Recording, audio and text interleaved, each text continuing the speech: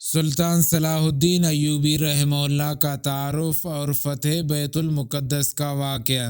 صلاح الدین ایوبی رحمہ اللہ نہ صرف تاریخ اسلام بلکہ تاریخ عالم کے نامور حکمرانوں میں سے ایک ہے۔ بے مثال شجاعت اور جرأت و استقلال ہی نہیں، فتح بیت المقدس کے موقع پر سلطان کی بالخصوص عیسائیوں اور دشمن کے ساتھ حسن سلوک، درگزر اور رواداری نے بھی دنیا میں اسلام کی خوبصورت تصویر پیش کی۔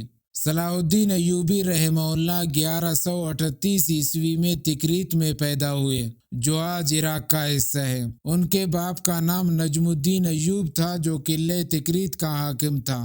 جب سلطان کی پیدائش ہوئی تو اسے اس عہدے سے سبکدوش کر دیا گیا۔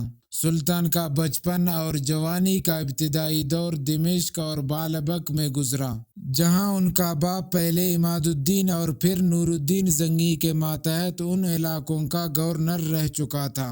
سلطان نے بالبک کے دینی مدارس اور دمشق کی جامع مسجد میں تعلیم حاصل کی۔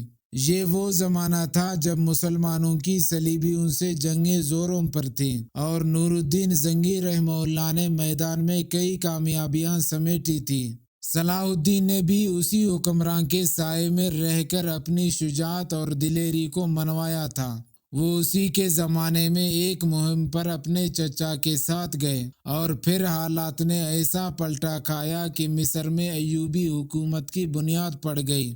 ادھر نور الدین زنگی کی آنکھ بند ہوئی تو کوئی تخت نہ سنبھال سکا، اور آخرکار سلطان صلاح الدین ایوبی نے عنان حکومت سنبھال لی۔ حکمرانی اور انتظام و انصرام کے دوران اپنوں کی کمزوریوں کے ساتھ عیسائیوں کی سازشوں سے نمٹنے والے صلاح الدین ایوبی رحمہ اللہ کو صلیبیوں کے اتحاد نے جنگ کے میدان میں اترنے پر مجبور کیا، تو وہ پیچھے نہ ہٹے۔ بیت المقدس کی فتح ان کی سب سے بڑی خواہش تھی۔ عیسائیوں کی شرانگیزیاں اور مسلمانوں کے قافلوں کی لوٹ مار اور مظالم نے ان کے جذبہ جہاد کو ہوا دی، اور ایک طرف سارا یورپ اور مغرب کے عیسائی ممالک کے اتحاد کے باوجود مسلمانوں نے صلاح الدین ایوبی کی قیادت میں بیت المقدس کو فتح کر لیا۔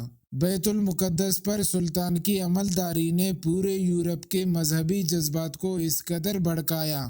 انگلستان کے بادشاہ رچرڈ شیر دل، فرانس کے آگسٹن اور جرمنی کے فریڈرک باربروس نے متحد ہو کر انتقام لینے کی غرض سے جنگ کا اعلان کیا، لیکن ناکامی ان کا مقدر بنی۔ یہ جنگ کئی مقامات پر لڑی گئی، اور اتحادی افواج کو سلطان کے ہاتھوں شکست ہوئی۔